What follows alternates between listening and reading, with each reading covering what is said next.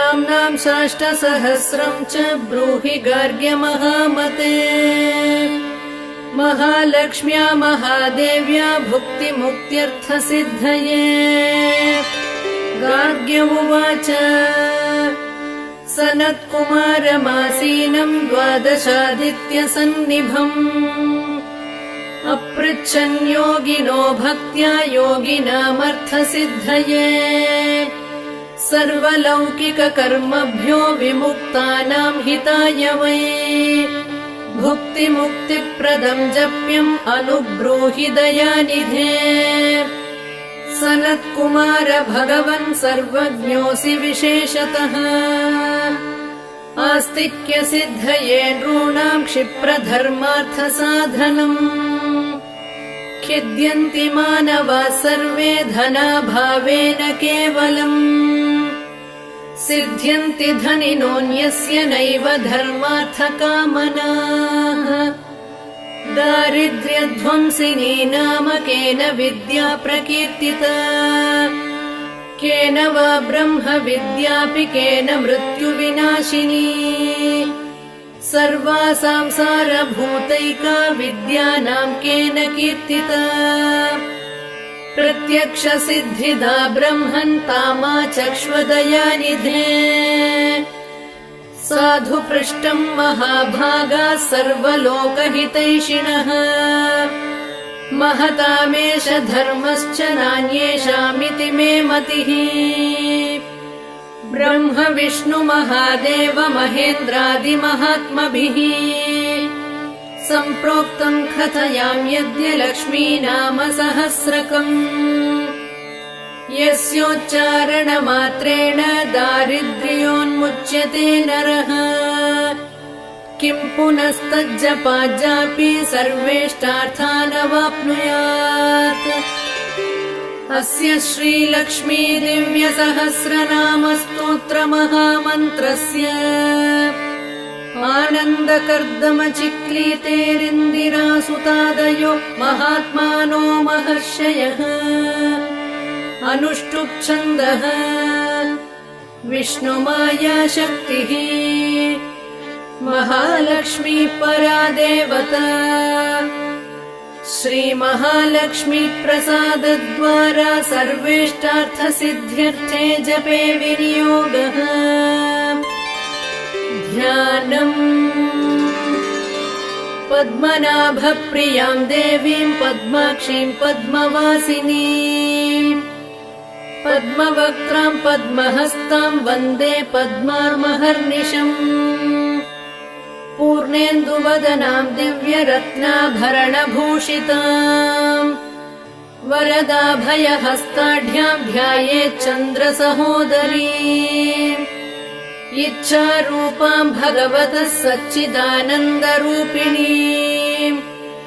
सर्वज्ञां सर्वजननीं विष्णुवक्षस्थलालयाम्। दयाळुमनिशं ध्यायेत् सुखसिद्धिस्वरूपिणी नित्यागतानन्तनित्यानन्दिनी जनरञ्जनी नित्यप्रकाशिनी चैव स्वप्रकाशस्वरूपिणी। महालक्ष्मीर्महाकाली महाकन्या सरस्वती भोगवैभवसन्धात्री भक्तानुग्रहकारिणी। ईशावास्या महामाया महादेवी महेश्वरी हृल्लेखा परमाशक्तिर्मातृका बीजरूपिणी। नित्यानन्दा नित्यबोधानादिनी जनमोदिनी सत्यप्रत्ययनी चैव स्वप्रकाशात्मरूपिणी। त्रिपुरा भैरवी विद्या हंसा वागीश्वरी शिवा वाग्देवी च महारात्रिः कालरात्रिस्त्रिलोचना भद्रकाली कराळी च महाकाली तिलोत्तमा काली कराळवक्त्रान्ता कामाक्षी कामदा शुभा चण्डिका चण्डरूपेशा चामुण्डा चक्रधारिणी त्रैलोक्यजयिनी देवी त्रैलोक्यविजयोत्तमा सिद्धलक्ष्मी क्रियालक्ष्मीर्मोक्षलक्ष्मी प्रसादिनी उमा भगवती दुर्गा चान्द्री दाक्षायणी शिवा प्रत्यङ्गिराधरा वेला लोकमाता हरिप्रिया पार्वती परमादेवी ब्रह्म विद्या प्रदायिनी अरूपा बहुरूपा च विरूपा विश्वरूपिणी पञ्चभूतात्मिका वाणी पञ्चभूतात्मिका परा काली मा पञ्चिका वाग्मी हविप्रत्यधिदेवता देवमाता सुरेशाना देवगर्भाम्बिका धृतिः संख्या जातिः क्रिया शक्तिः प्रकृतिर्मोहिनी मही यज्ञविद्या महाविद्या गुह्यविद्या विभावरी ज्योतिष्मती महामाता सर्वमन्त्रफलप्रदा दारिद्र्यध्वंसिनी देवी हृदयग्रन्थिभेदिनी सहस्रादित्य संकाशा चन्द्रिका चन्द्ररूपिणी गायत्री सोम सम्भूतिः सावित्री प्रणवात्मिका शाङ्करी वैष्णवी ब्राह्मी सर्वदेव नमस्कृता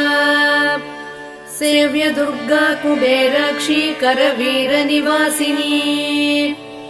जया च विजया चैव जयन्ती चापराजिता कुब्जिका कालिका शास्त्री वीणा पुस्तकधारिणी सर्वज्ञशक्तिः श्रीशक्तिर्ब्रह्म विष्णु शिवात्मिका इडा पिङ्गलिका मध्या मृणाली तन्तुरूपिणी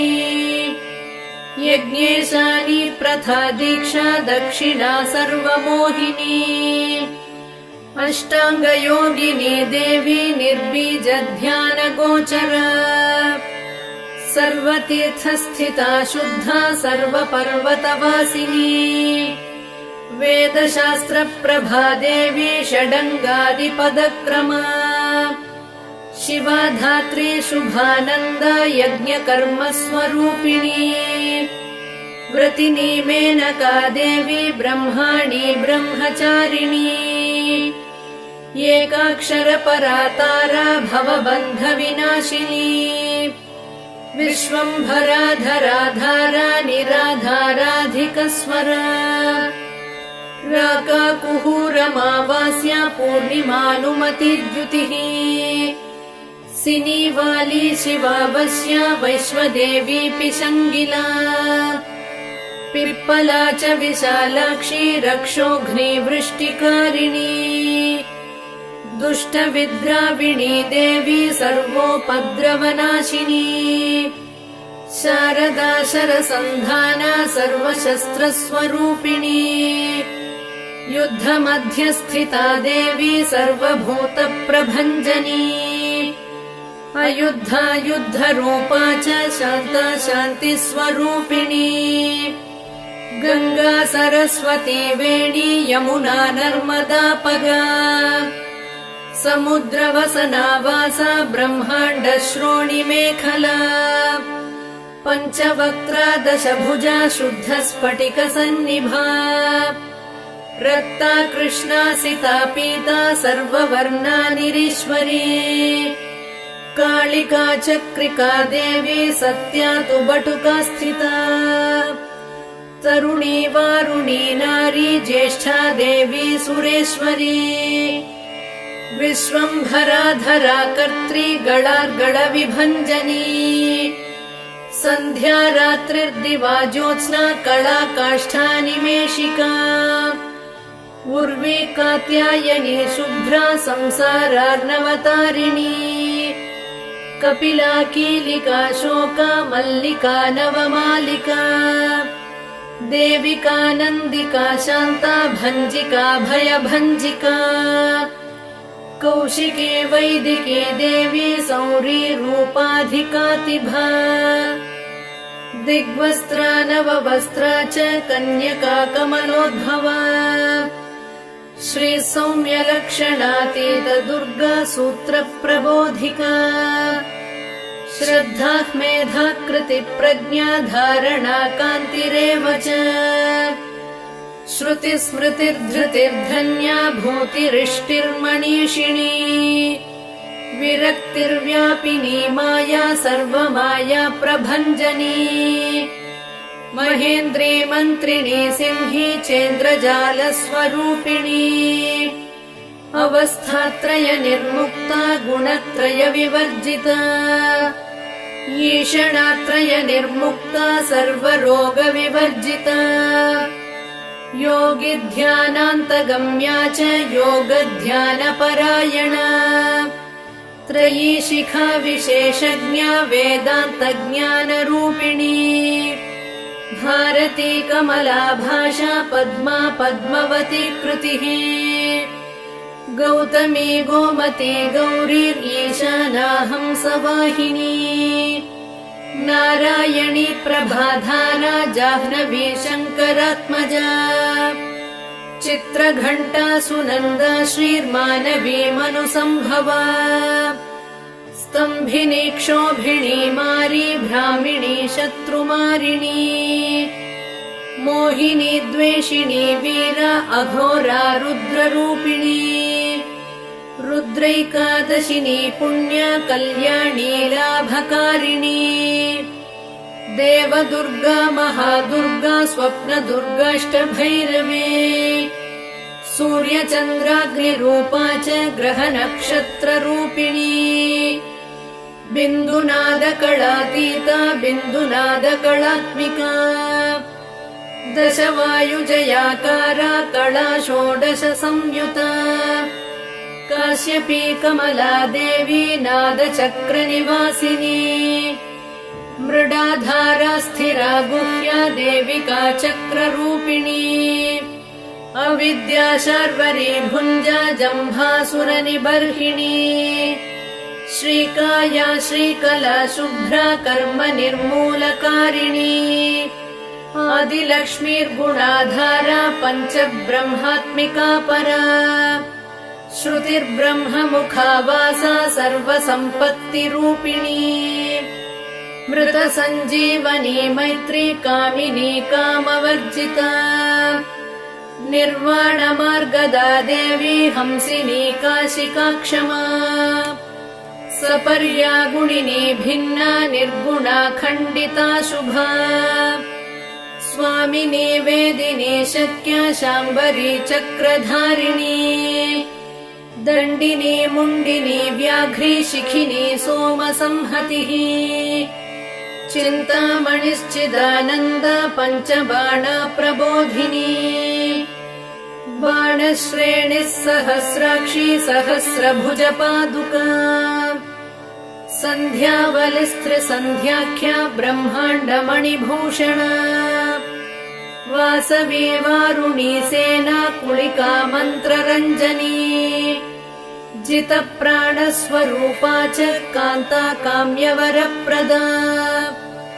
मन्त्रब्राह्मण विद्यार्थानादरूपा हविष्मती आथर्वणि श्रुतिः शून्या कल्पनावर्जिता सती सत्ता जातिः प्रमामेया प्रमितिः प्राणदा गतिः अवर्णा पञ्चवर्णा च सर्वदा भुवनेश्वरी त्रैलोक्यमोहिनी विद्या सर्वभर्त्रीक्षराक्षरा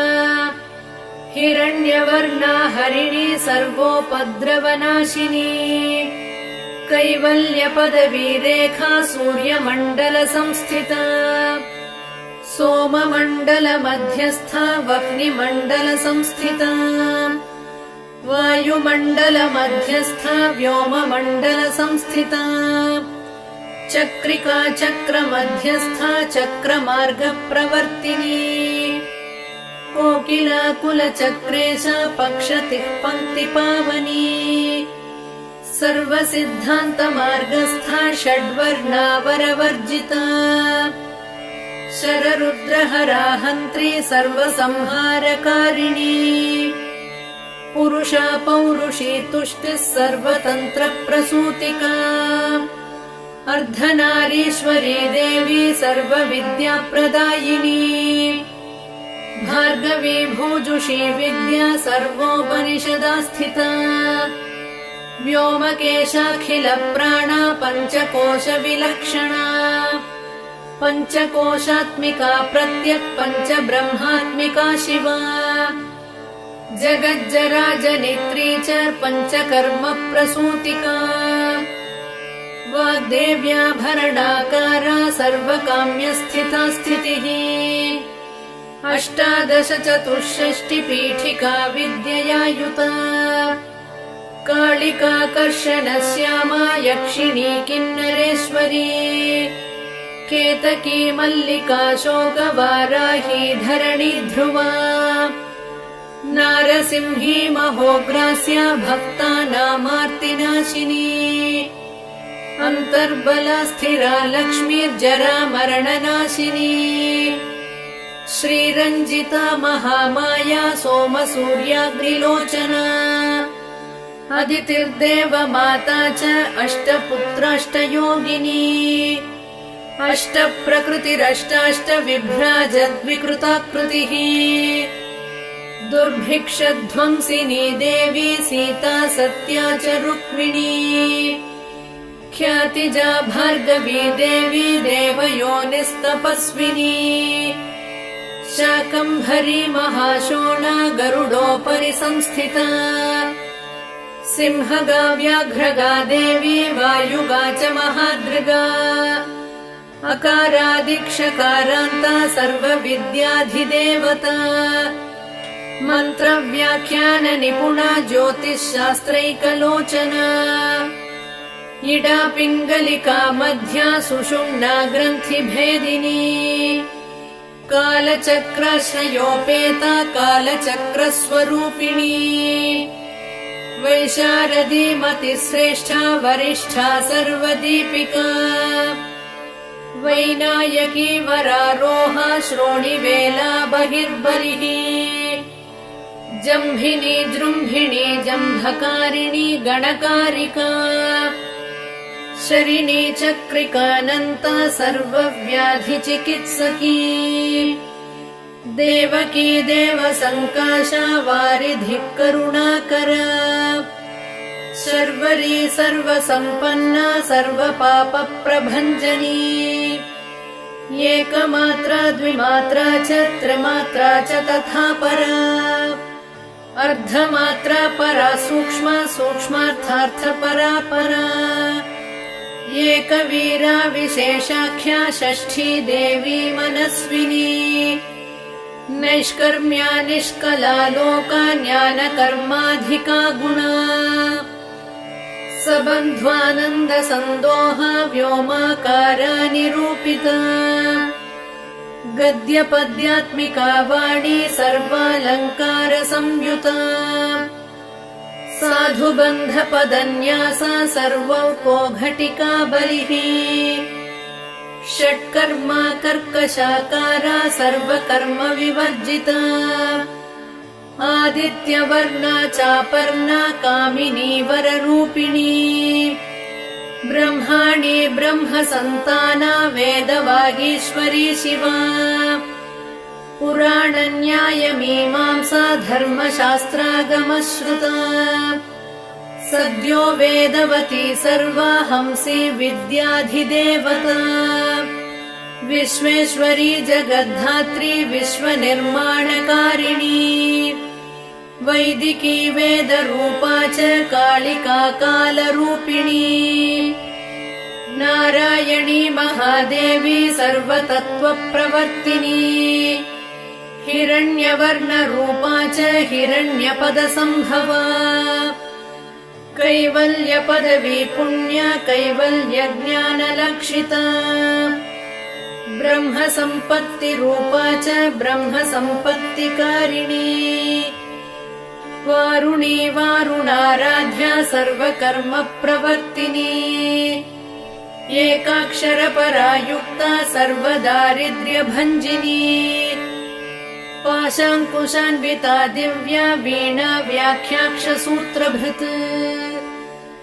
एकमूर्तिस्त्रये मूर्तिर्मधुकैटभभञ्जिनी साङ्ख्या साङ्ख्यवती ज्वाला ज्वलन्ती कामरूपिणी जाग्रती सर्वसम्पत्तिः सुषुप्ता स्वेष्टदायिनी कपालिनी महादंष्ट्रा भ्रुकुटी कुटिलानना सर्वावासा सुवासा च बृहत्यष्टिश्च शक्वरी छन्दो गणप्रतिष्ठा च कल्माशी करुणात्मिका चक्षुष्मती महाघोषा खड्गचर्मधरा शनिः शिल्पवैचित्र्यविद्योता सर्वतो भद्रवासिनी अचिन्त्यलक्षणाकारा सूत्रभाष्यनिबन्धना सर्ववेदार्थसम्पत्तिः सर्वशास्त्रार्थमातृका अकारादिक्षकारान्त सर्ववर्णकृतस्थला सर्वलक्ष्मीः सदानन्दा सारविद्या सदाशिवा सर्वज्ञा सर्वशक्तिश्च खेचरी रूपगोच्छ्रुता अणिमादिगुणोपेता पराकाष्ठा परागतिः हंसयुक्तविमानस्था हंसारूढा शशिप्रभा भवानी वासनाशक्तिराकृतिस्थाखिलाखिला तन्त्रहेतुर्विचित्राङ्गी व्योमगङ्गा विनोदिनी वर्षा च वार्षिकी चैव ऋग्यजुस्सामरूपिणी महानदी नदी पुण्या अगण्यागण्यगुणक्रिया समाधिगतलभ्यार्था श्रोतव्या स्वप्रिया घृणा नामाक्षरपरा देवी उपसर्गनखाञ्चिता निपातोरुद्वयी जङ्घा मातृका मन्त्ररूपिणी आसीना च शयाना च तिष्ठन्ती धावनाधिका लक्ष्यलक्षणयोगाढ्या ताद्रूप्यगणनाकृतिः सैकरूपा नैकरूपा सेन्दुरूपा तदाकृतिः समासतद्धिताकारा विभक्तिवचनात्मिका स्वाहाकारा स्वधाकारा श्रीपत्यर्धाङ्गनन्दिनी गम्भीरा गहना गुह्या योनिलिङ्गार्धधारिणी शेषवासुकि संसेव्या चपला वरवर्णिनी कारुण्याकार सम्पत्तिः कीलकृन्मन्त्रकीलिका शक्तिबीजात्मिका सर्वमन्त्रेष्टाक्षयकामना आग्नेयी पार्थिवा आप्या वायव्या व्योमकेतना सत्यज्ञानात्मिकानन्दा ब्राह्मी ब्रह्म सनातनी अविद्यावासना माया प्रकृतिः सर्वमोहिनी शक्तिर्धारणशक्तिश्च चिदचिच्छक्तियोगिनी वक्त्रारुणा महामाया मरीचिर्मदमर्दिनी विराट् स्वाहा स्वधा शुद्धा निरूपास्ति सुभक्तिगा निरूपिता द्वयी विद्या नित्या नित्यस्वरूपिणी वैराजमार्गसञ्चारा सर्वसत्पददर्शिनी जालन्धरी मृडानी च भवानी भवभञ्जनी त्रैकालिकज्ञानतन्तुस्त्रिकालज्ञानदायिनी नादातीता स्मृतिप्रज्ञा धात्री रूपा त्रिपुष्करा पराजिता विधानज्ञा विशेषितगुणात्मिका हिरण्यकेशिनी हेम ब्रह्मसूत्रविचक्षणा असङ्ख्येयपरार्धान्तस्वरव्यञ्जनवैखरी मधुजिह्वा मधुमती मधुमासोदया मधुः माधवी च महाभागा मेघगम्भीरनिस्वना ब्रह्म विष्णु महेशादिज्ञातव्यार्थविशेषगा नाभौ वह्निशिखाकारा ललाटे चन्द्रसन्निभा भ्रूमध्ये भास्कराकारा सर्वताराकृतिर्हृदि कृत्तिकादिभरण्यन्त नक्षत्रेष्ट्यार्चितोदया ग्रहविद्यात्मिका ज्योतिर्ज्योतिर्विन्मति जीविका ब्रह्माण्ड गर्भिणी बाला सप्तावरणदेवता वैराजोत्तम साम्राज्य कुमार कुशलोदया बगळा भ्रमराम्बा च शिवदूती शिवात्मिका मेरुविन्ध्याति संस्थाना काश्मीरपुरवासिनी योगनिद्रा महानिद्रा विनिद्रा राक्षसाश्रिता सुवर्णदा महागंगा पञ्चाख्या पञ्चसंहतिः सुप्रजाता सुवीरा च सुपोषा सुपतिः शिवा सुगृही रक्तबीजान्ता हतकन्दर्पजीविता समुद्रव्योम मध्यस्था समबिन्दु समाश्रया सौभाग्यरसजीवातुः सारासार विवेकदृक् त्रिवल्यादिसुपुष्टाङ्गा भारती भरताश्रिता नाद ब्रह्ममयी विद्या ज्ञान ब्रह्ममयी परा ब्रह्मनाडी निरुक्तिश्च ब्रह्म कैवल्य साधनम् कालिकेय महोदार वीर्य विक्रम रूपिणी बडवाग्निशिखा वक्त्रा महाकबलदर्पणा महाभूता महादर्पा महासारा महाक्रतुः पञ्चभूत महाग्रासा पञ्चभूताधिदेवता सर्वप्रमाणा सम्पत्तिः सर्वरोगप्रतिक्रिया ब्रह्माण्डान्तर्बहिर्व्याप्ता विष्णुवक्षो विभूषिणी शाङ्करी विधिवक्रस्था प्रवरावरहेतुकी हेममाला शिखामाला त्रिशिखा पञ्चमोचना सर्वागम सदाचार मर्यादा यातु भञ्जनी पुण्यश्लोक प्रबन्धाढ्या सर्वान्तर्यामि रूपिणी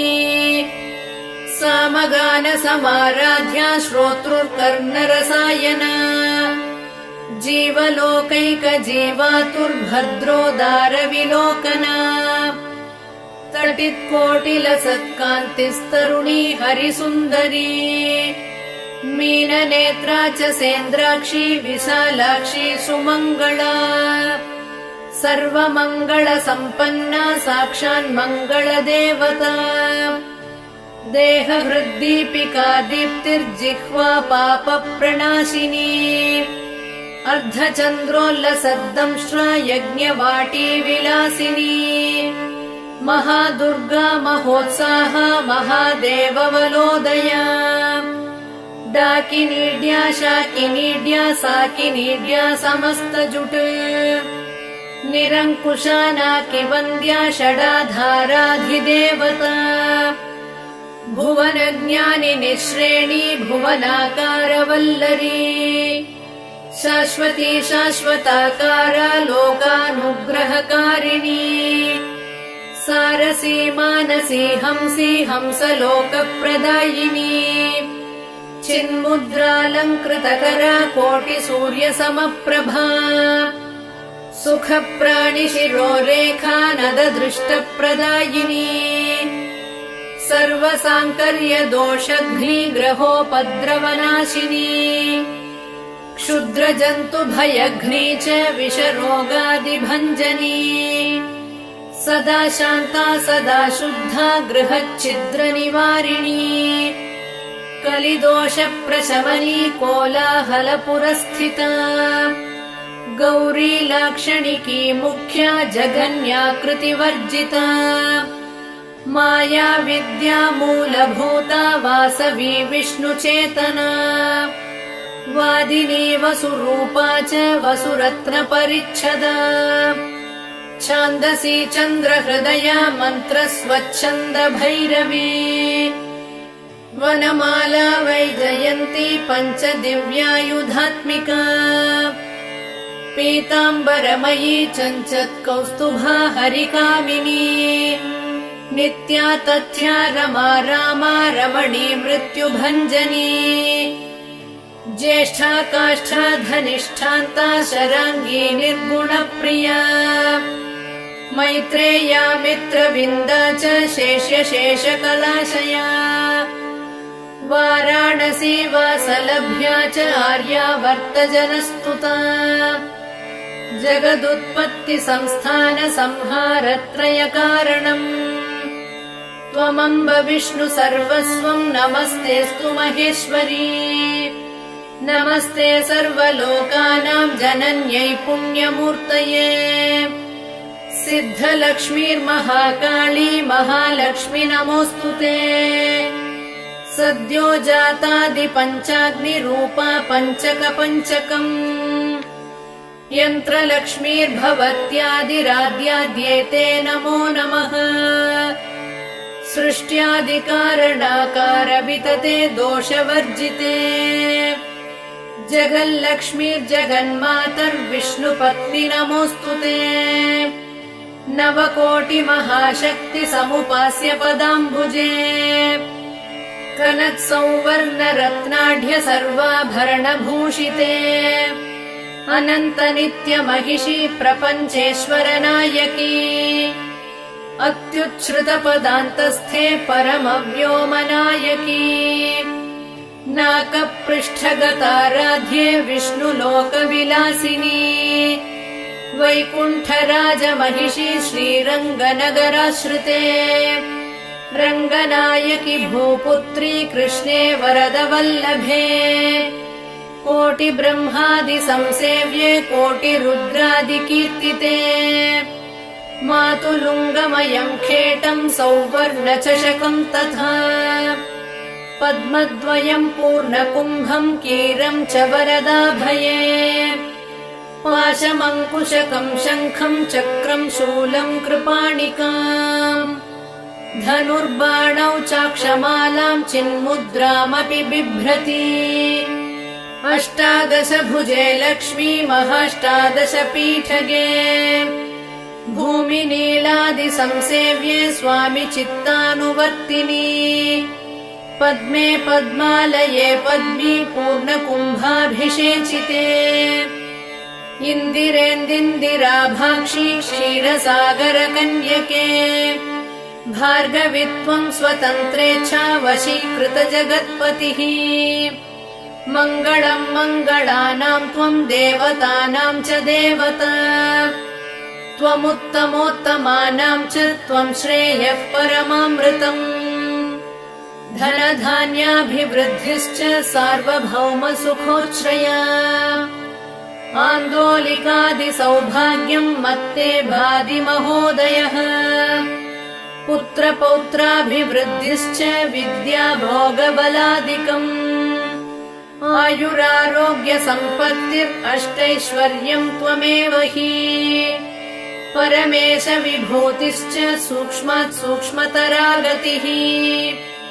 सदयापाङ्गसन्दत्त ब्रह्मेन्द्रादिपदस्थितिः अव्याहतमहाभाग्यम् त्वमेवाक्षोभ्यविक्रमाः समन्वयश्च वेदानाम् अविरोधस्त्वमेव हि निःश्रेयसपदप्राप्तिसाधनम् फलमेव च श्रीमन्त्रराजराज्ञी च श्रीविद्याक्षेमकारिणी श्रीम् बीजजपसन्तुष्टा ऐं ह्रीं श्रीं बीजपालिका प्रपत्तिमार्गसुलभा विष्णुप्रथमकिङ्करी क्लीङ्कारार्थसवित्री च सौमङ्गल्याधिदेवता श्रीषोडशाक्षरी विद्या श्रीयन्त्रपुरवासिनी सर्वमङ्गलमाङ्गल्ये शिवे सर्वार्थसाधिके शरण्ये त्र्यम्बके गौरी नारायणि नमोऽस्तुते पुनः पुनर्नमस्तेऽस्तु साष्टाङ्गमयुतम् पुनः सनत्कुमार उवाच एवम् स्तुता महालक्ष्मीर्ब्रह्मरुद्रादिभिः सुरैः नमद्भिरार्तैर्दीनैश्च निःस्वत्वैर्भोगवर्जितैः ज्येष्ठाजुष्टैश्च निःश्रीकैः संसारास्वपरायणैः विष्णुपत्नी ददौ तेषाम् दर्शनम् दृष्टितर्पणम् शरत्पूर्णेन्दुकोट्याभधवलापाङ्गवीक्षणैः सर्वान् सत्त्वसमाविष्टान् चक्रे हृष्टावरम् ददौ महालक्ष्मीरुवाच नाम्नाम् साष्टसहस्रम् मे प्रमादाद्वापि यः सकृत् कीर्तयेत् तत्कुले सत्यम् वसाम्या चन्द्रतारकम् किम् पुनर्नियमात् जप्तुर्मदेकशरणस्य च मातृवत्सानुकम्पाहम् पोषकी स्यामहर्निशम् मन्नामस्तव ताम् लोके दुर्लभम् नास्ति चिन्तितम् मत्प्रसादेन सर्वेऽपि स्वस्वेष्टार्थमवाप्स्यथ लुप्तवैष्णवधर्मस्य मद्व्रतेष्ववकीर्णिनः भक्तिप्रपत्तिहीनस्य वन्द्यो नाम्नाम् स्तवोऽपि मे तस्मादवश्यम् तैर्दोषैर्विहीनः पापवर्जितः जपेत् साष्टसहस्रम् मे नाम्नाम् प्रत्यहमादरात् साक्षादलक्ष्मीपुत्रोऽपि दुर्भाग्योऽप्यलसोऽपि वा अप्रयत्नापि मूढापि विकलः पतितोऽपि च अवश्यम् प्राप्नुयाद्भाग्यम् मत्प्रसादेन केवलम् स्पृहेयमचिराद्देव वरदानाय जापिनः ददामि सर्वमिष्टार्थम् लक्ष्मीति स्मरताम् ध्रुवम् सनत्कुमार उवाच इत्युक्त्वान्तर्दधे लक्ष्मीर्वैष्णवी भगवत्कला इष्टापूर्तम् च सुकृतम् भागधेयम् च चिन्तितम् स्वम् स्वम् स्थानम् च भोगम् च विजयम् लेभिरे सुराः तदेतत्प्रवदाम् यद्य लक्ष्मी नाम सहस्रकम् योगिनः पठत क्षिप्रम् चिन्तितार्था न वाप्स्यथ गार्ग्य उवाच सनत्कुमारो योगीन्द्र इत्युक्त्वा सदयानिधिः अनुगृह्य ययौ क्षिप्रम् तांश्च 12 योगिनः तस्मादेतद्रहस्यम् च गोप्यम् जप्यम् प्रयत्नतः अष्टम्याम् च चतुर्दश्याम् नवम्याम् भृगुवासरे पौर्णमास्याममायाम् च पर्वकाले विशेषतः जपेद्वा नित्यकार्येषु सर्वान् कामानवाप्नुयात् इति श्रीस्कन्दपुराणे सनत्कुमारसंहितायाम् लक्ष्मीसहस्रनामस्तोत्रम् सम्पूर्णम्।